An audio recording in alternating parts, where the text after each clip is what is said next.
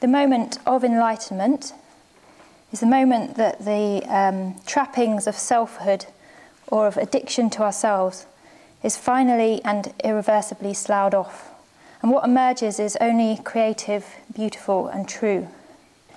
At this point, at the moment of enlightenment, a rupture happens and an old way of being, albeit maybe quite a lofty one, it would have to be a lofty way of being to reach this point, an old way of being is discarded and a totally new mode of being replaces it, emerges. So here, ultimate reality, or the unconditioned, saturates everything. The processes of reality, of deep truth, become the only processes working on the mind. Everything that makes up a human being, from the physical, our very matterness, to the biological, to our animal and psychological selves, every part of us, the enlightened being, resounds with and is transformed by this enduring truth. Consciousness realizes that it's infinite, timeless, and substanceless. Liberation from all thoughts of enmity, competition, grasping, desire, violence, and fear, the fear caused by those thoughts, leave a mind that is luminous, limpid, blissful in ways that we cannot imagine, although it's certainly worth our trying, and leaves a mind of absolute discernment and clear comprehension. This is the mind that is without self-reference, and without the obscurations of greed and hatred, all that can emerge is an endlessly loving, boundaryless consciousness.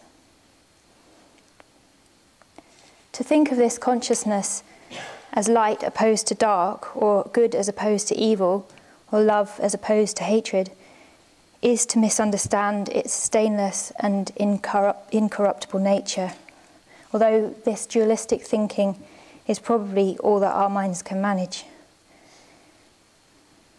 The enlightened mind is unimaginable from the point of view of the normal human being.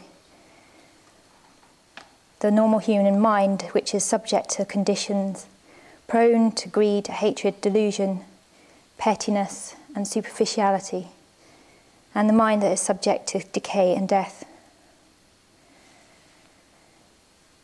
Actually, the state of enlightenment is indescribable even for a Buddha, let alone for me, standing here with a not very good night's sleep on a Saturday morning in October.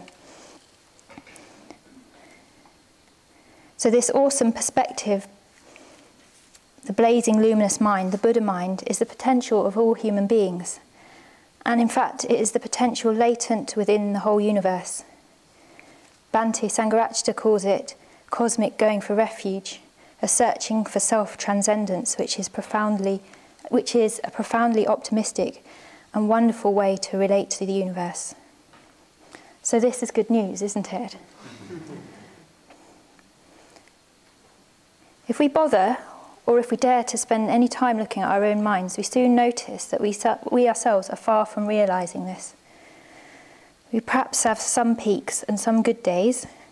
Maybe we have a generally positive outlook, or not, no matter. But we haven't quite worked out how to blaze with endless compassion and wisdom. So in this talk, I want to look at our own situation, which includes the particularities of our own day and age, and also the universal qualities of being human, and how, from a Buddha's point of view, the whole of humanity is in the same boat. These qualities, from the angelic to the demonic, where we mostly dwell somewhere in between, are the unique characteristics of human beings that mean that we, like the Buddha, who was a human being and not a divine being, can become enlightened and can reach our own potential.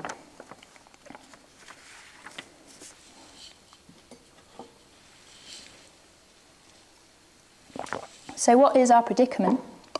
The human predicament. We actually have a lot going for us. We have the kind of mind that can reflect. We can reflect on ourselves. We can reflect on the nature of existence, we can think abstractly, we can reason, we can empathise. The traditional teaching is that in the human realm we experience both pleasure and pain, but are not subsumed by them, not to the extreme that we are completely lost in either pole. Humans are also capable of altruism, heroism, and we can respond to beauty. This is very important in the spiritual life. We can respond to things for their own sakes, rather than for their use, or how we can make something of them. Yesterday I was just walking, I quite like walking down the swales and just thinking about this and that, and suddenly I looked up and all these dead flowers and, I don't know, varying colours, little thistle heads, like loads of little bobbly thistle heads, purples, greys, yellows. It was lovely. I wasn't looking for it, I wasn't expecting it, I just looked up and there it was. A quiet moment, and it had no use. It had no use. We're also capable of faith. This is a particular human characteristic. And Subhuti, a senior order member, a Triratna order member, says that faith is inherent in any skillful mental state. So any positive mental state has an element of faith in it. We may not think of ourselves as faithful beings, but it is there. It is there and there to be developed. So these are some of the qualities that human beings have, all human beings. A kind of capacity and a kind of potency. So we have all this, but we also have different capacities. So capacities for misunderstanding, which is an understatement for what we do wrong in our lives. We only need to look at the world, even for a moment, to see how shockingly destructive this misunderstanding can be.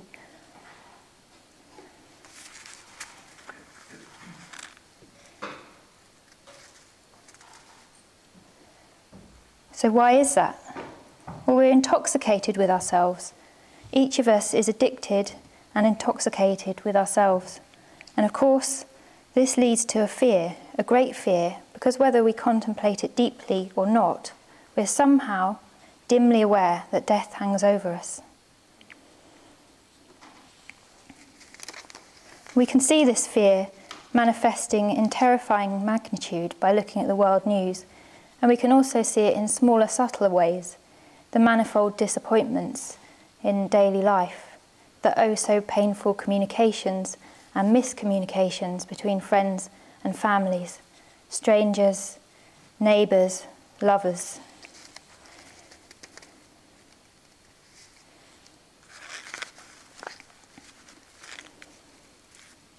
So we're going to die, and we don't really realise it.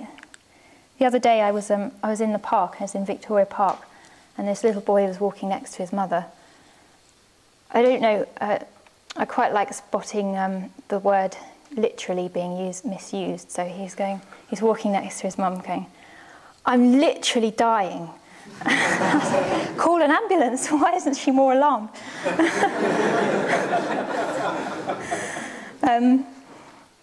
Then I realised what he meant was he is tired. That's what I thought he meant. And I was thinking about it afterwards, going, oh, ho, ho. Little boy doesn't know how to use the word literally. And then I realised, no, he's literally right. He is literally dying. We're all literally dying. So I'm going to give him the benefit of the doubt and assume that he was having some kind of existential revelation.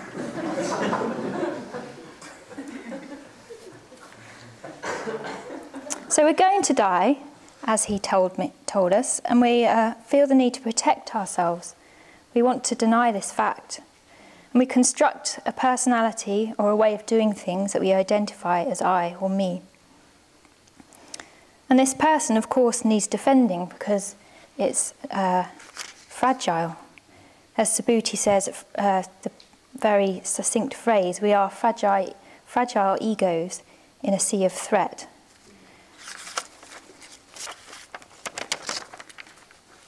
And so to protect our egos in the sea of threat, we become rulers of our own self-constructed kingdom. We have a vision for this kingdom. It might be quite a nice kingdom. It might be based on approval, or it might be based on pleasure, or it's more likely to be quite a complex kingdom with success, approval, power, knowledge, all these things, bricks and mortar for our kingdom. The list goes on. We really, really try to believe in our kingdom, the kingdom of I, the kingdom that is concerned with our own reputation and gratification, ignoring the fact that it is totally constructed, and badly so. It is impermanent, this kingdom, without substance, and it constantly needs repair. It constantly needs to repair in order to maintain the delusion. So this delusion maintenance is our habits, and it causes us, and though it causes us pain, it can seem too devastating to deconstruct it. So we keep on. We spend our energy and all of our volition to build this delusion kingdom. So we grasp at everything that helps to create our kingdom and push away anything that threatens it.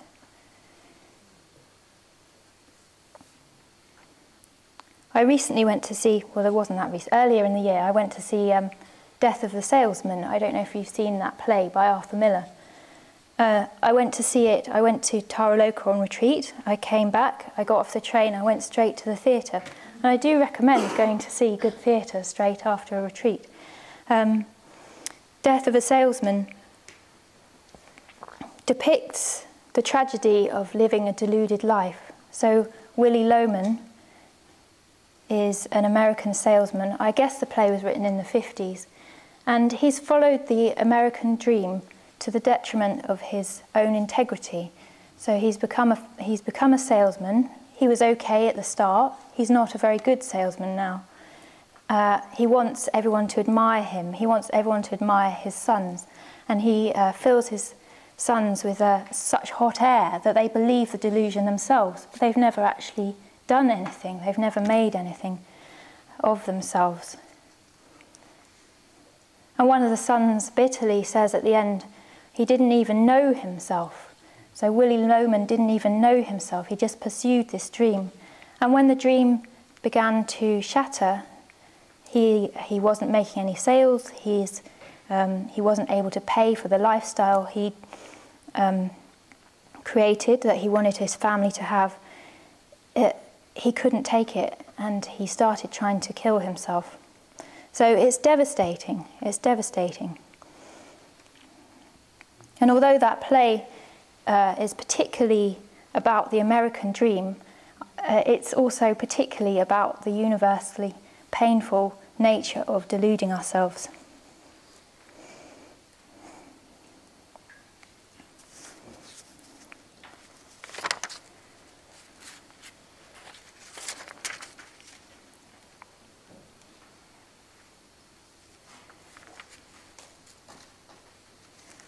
I want to talk about another example from the arts. So I read this quote by Picasso recently. And he's talking about fear. So when Picasso was a young man, he was living in Paris, and he was painting a painting called Demoiselle d'Avignon, which he was working very hard on. He was making many drawings. It took him about 6 months to make this painting. If you want to go and see it, it's in New York. He was painting this painting, and he went to see an ethnographic exhibition in Paris. So not that much ethnographic artwork had been available for viewing in those days, and he had his first contact with a huge amount of African art. And what he saw, well, he looked at these sculptures, it was mostly sculptures, and whether he understood them correctly or not, his interpretation of the sculptures was that they were against everything, he says, against unknown threatening spirits. And his revelation was that he thought, I understood. I too am against everything. I too believe that everything is unknown, that everything is an enemy. It takes quite an acute mind to make that kind of observation, and a very creative mind to do what Picasso did next, which was to channel the energy released by this realization of fear into his painting. He directed this fear into the painting and created a troubling and revolutionary piece of artwork. One critic wrote, he was able to liberate an utterly original masterpiece of compelling and even savage force.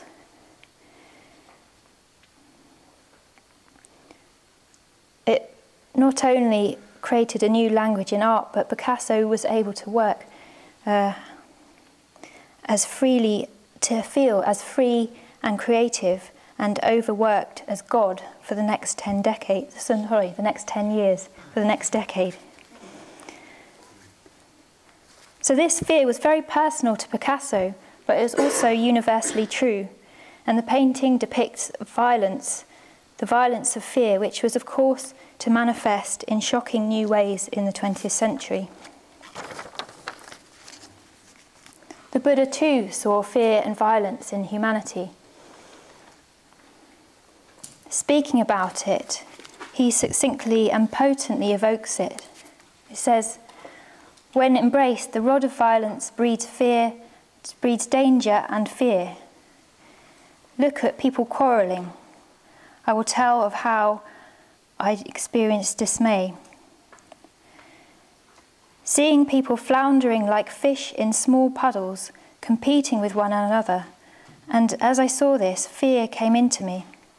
The world was entirely without substance. All the directions were knocked out of line. Wanting a haven for myself, I saw nothing that wasn't laid claim to.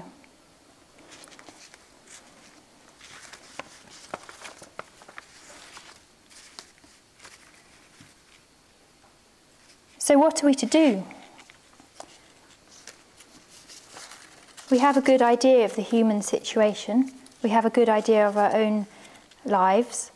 But we need to look at the specifics of our own society and our own conditions in order to be able to work with this fear, with these floundering, as the Buddha called it. So I'm just going to talk a little bit about modern life. As we know, Western modern life has developed around consumerism, around consumption and instant gratification. The onslaught of imagery, messages, and advertising trivializes our deepest felt desires and makes banal our deepest feelings, exploiting our weakness for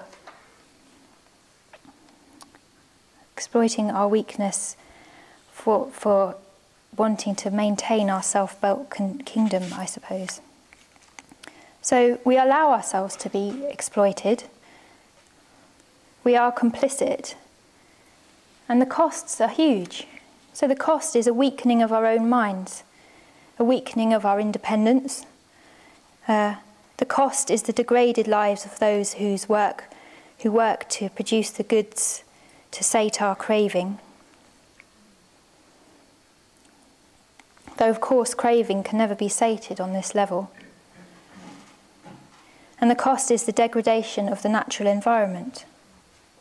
So no one wins. Not you, not me, not the people who get rich, no one.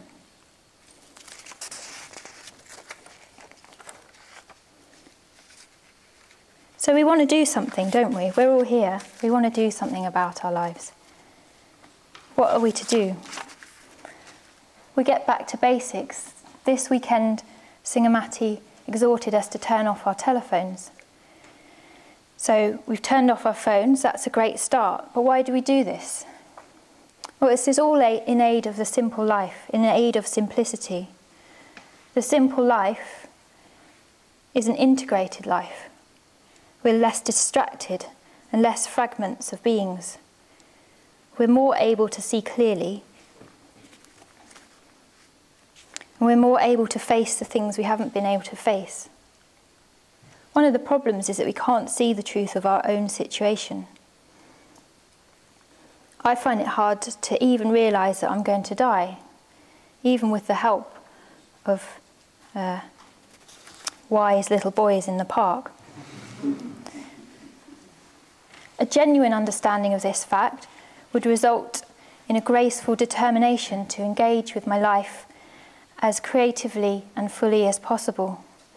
But often, this dimly perceived awareness of death will leave us worried and anxious as we don't understand, and we become morbidly anxious, or we stay in a state of denial. So we need to create conditions where we can see our situation. And this is why we turn our phones off. This is why we come on retreat. This is why we spend at least some periods of our lives trying to simplify, trying to take away input, trying to take away distraction, trying to live a more disciplined, simple life. And of course, many people have lived simple lives throughout the centuries. It's not all we need. I mean, in fact, most human beings throughout history have lived simple lives. It's only we who've started making this complexity. So the simple life is not a new thing, and it also doesn't lead to enlightenment. So it's not the only thing. What we need in our simple life is we need a vision to contain it. And we need a vision of development. Apparently, I haven't read it, so this is secondhand, but apparently in the Bible it says, without a vision they shall perish. And this points to the fact that a vision of a life that bigger than ourselves, bigger than our own constructed temporal self, is not just an extra that we pin onto our lives, but actually integral, vital in the literal meaning of the word. Without a vision, they shall perish. It's not a luxury hobby. The religious life, or the spiritual life, however you like to think of it, is not a luxury hobby, and it's not the preserve of the white Middle England middle classes, or the decadent Westerner. It is an essential thing. There's a book by Viktor Frankl called, I think it's called Man's Search for Meaning, which many of you will have read.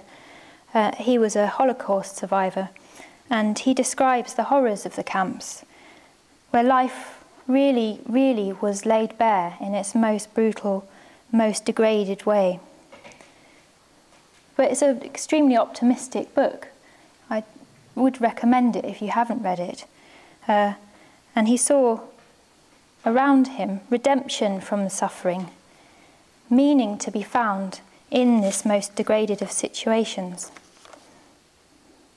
And the way that redemption happened was that people who were on the verge of death or in the extreme state of illness and starvation, the people who were able to find meaning in their lives brought or were able to manifest something of beauty or something of meaning and a vision for themselves that they were able to lean on. So it may have been a loved one, a memory of a loved one.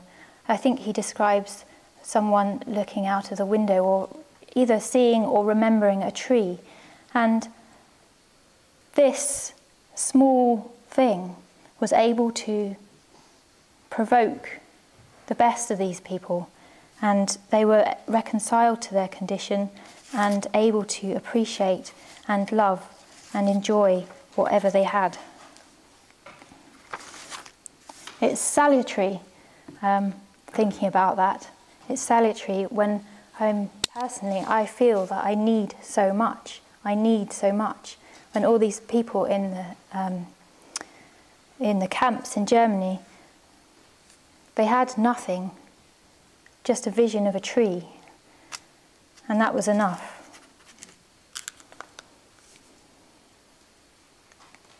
So we need a vision. We need a vision that interfuses with every part of our lives, giving meaning to a vision that gives meaning to all our being. After all, this is life, here and now. This is our life, and it deserves meaning.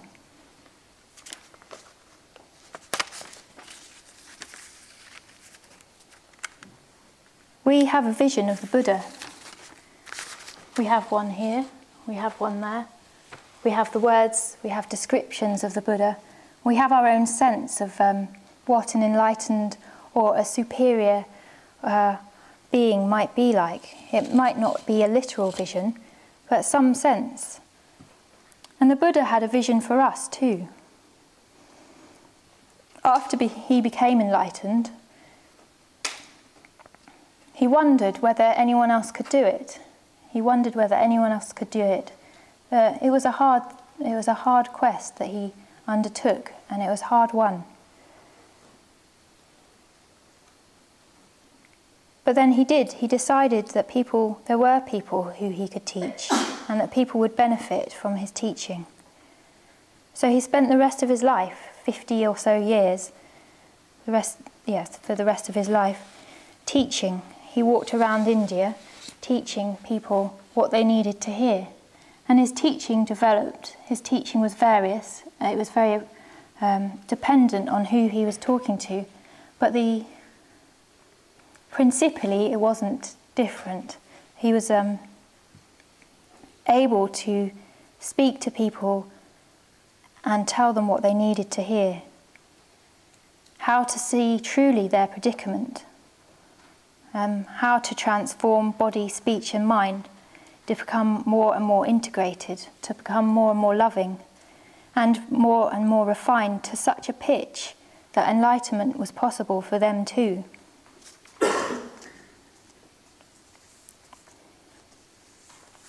It's interesting reading the early Buddhist literature. A lot of what he taught was not like the esoteric details of the points of meditation at the threshold of enlightenment. A lot of what he taught was how to live well amongst other human beings, how to live well amongst the spiritual community of monks and nuns that gathered around him. And this shows me that our relationship to other people is hugely important as part of our own development. To say hugely important is also an understatement. It is intrinsic to our development as human beings. And I find it always so heartening and illuminating how much weight the Buddha gave to friendship and how much he exhorted us to live and spend time among like-minded people. And he helped us to do this. He gave us the precepts. He gave us other lists, how to take in other people, as we were doing yesterday in Singamati's exercise, how to be aware of another person and to love them.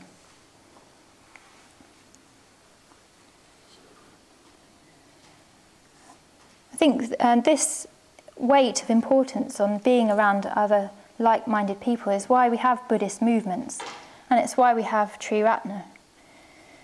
It's why we have the institutions of Triratna. It's why we have Buddhist centres. It's why we have mitra groups. It's why we become mitras.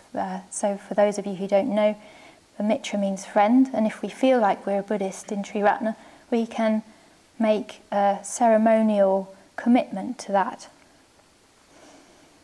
It's why we have Triratna Buddhist order, for those of us who want to stay in the conditions where we're going to be with like-minded people, and not just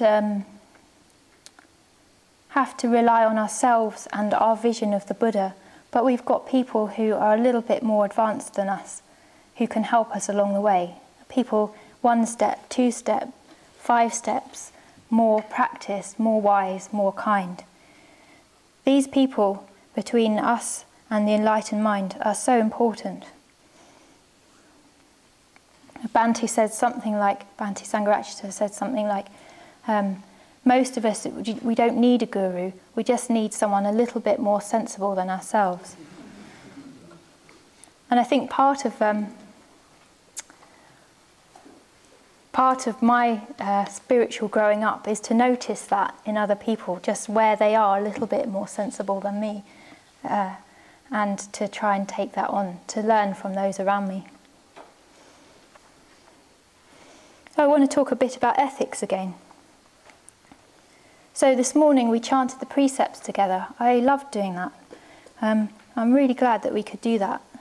And these are the 5 basic precepts, the 5 precepts that help us purify our actions of body, speech and mind. If we take these precepts on and we try to use them as our guidelines in life, we become more sensitive, we become more confident, and we become more integrated. If we become more integrated, we can hear the truth so much more. And as we become more sensitive, we're able to be more connected to other human beings. It's very satisfying and such a relief to be able to live closer to the truth. And as we practice, we come closer and closer to enlightenment. Bhante says this, he's got this lovely quote about ethical life. He says,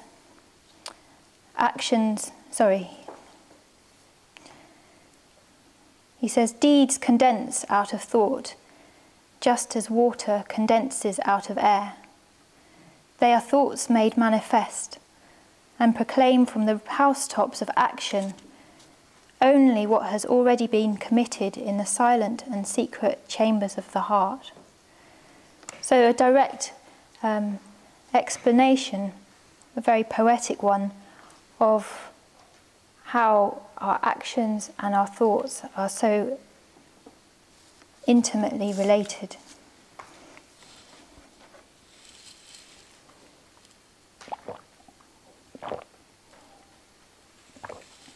I'm going to do a little case study. So we're going to start with one of the precepts and see where it takes us. So the precept I've chosen is the practice of truthful speech. With truthful communication, I purify my speech. So the basic practice of truthful communication is that we don't tell big lies. And that's not always easy, because we tell big lies because we want to hide something. So if we stop, we're going to have to be more exposed. So we can start by doing that. Start by not telling lies. You have to have quite a bit of awareness. I think sometimes we don't even realise what lies we're telling. And we tell lies because we want people to think of us in a certain way. And sometimes we tell lies because we think that other people can't take the truth. And we have to get over that. We have to give people the benefit of the doubt. We can take the truth. It might not always go down that well, but we have to value other people enough to tell them the truth, obviously in a very tactful and appropriate and timely way. So from practicing the truth on a basic level, this basic level being not to tell lies, we start looking at where we deceive ourselves and where we might not even realise we are telling lies.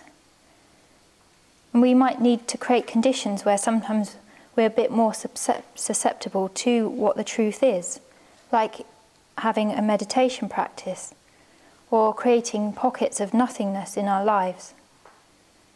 And we go on retreat, where we can at the same time become more intimate with our experience and more able to observe the mind. We listen to the words of the wise, and we start to get somewhere. We see deeper currents of views about ourselves and our relationship with the world.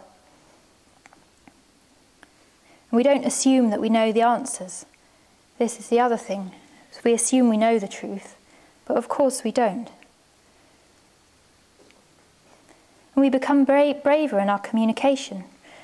As I was just saying, instead of saying what we think people want to hear, we give them the benefit of the doubt. And we realise that they, in the long run, need to hear us speaking the truth.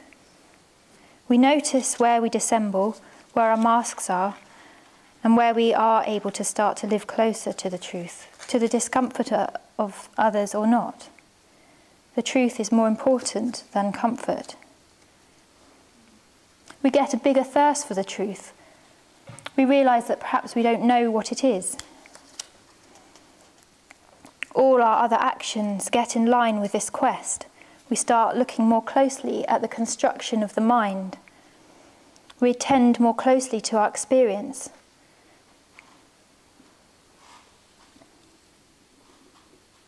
We see things hitherto unseen. To follow this, we need to meditate more. We need to create more quiet conditions for our mind. We realise we don't need the stories that we tell ourselves. Our minds quieten and we go deeply into the heart of things. We see more and more. There's no end to this practice. Or is there?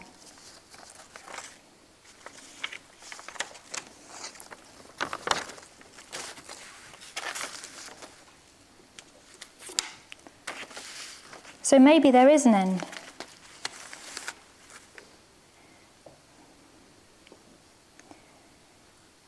As we begin to see more and more, we not only deconstruct our own stories, our own minds, but we see truly into the nature of reality. We see that things are not permanent. We see that things are not substantial in the way that we thought they were. And we see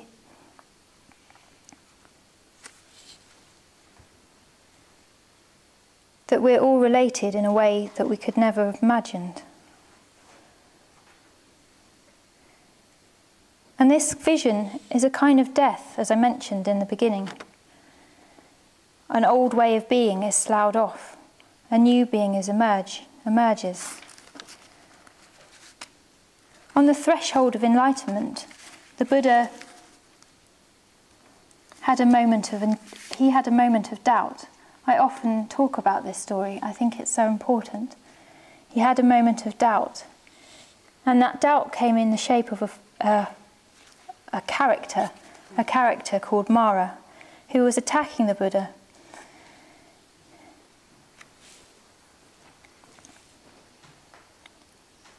And one of the things that Mara said was, "Who are you? Who are you to be doing this, to be following the spiritual quest?" We might recognise that voice of doubt.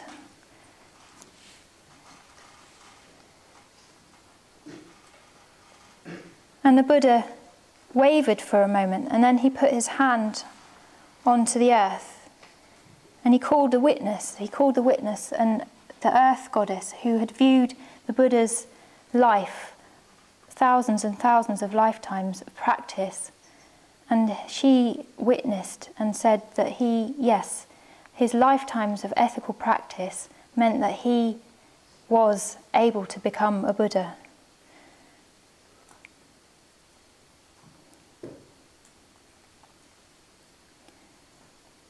He was pure enough. His actions had taken him to this point.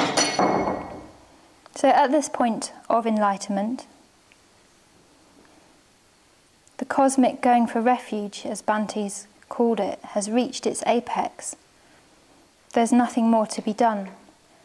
An enlightened being doesn't need to practice ethics. He doesn't need the truth. He doesn't need the precepts. He spontaneously manifests truth in every moment and every aspect of his being.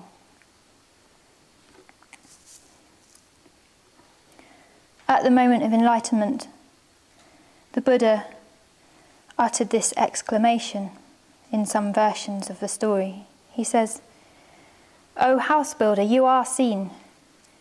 You will not build this house again, for your rafters are broken and your ridgepole shattered. My mind has reached the unconditioned. I have attained the destruction of craving."